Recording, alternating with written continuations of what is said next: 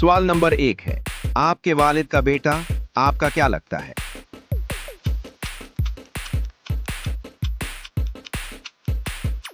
जवाब है भाई लगता है। सवाल नंबर 2 है, आपकी माँ की बहन आपकी क्या लगती है?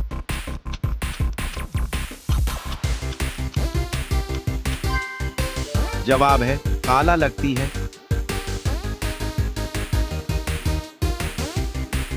सवाल नंबर 3 है, आपके भाई का बेटा आपका क्या लगता है?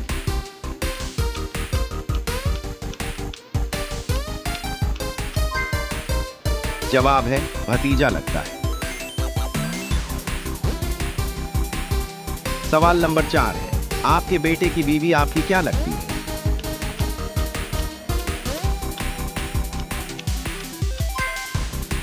जवाब है बहू लगती है। सवाल नंबर 5 है, आपकी नानी की बेटी आपकी क्या लगती है?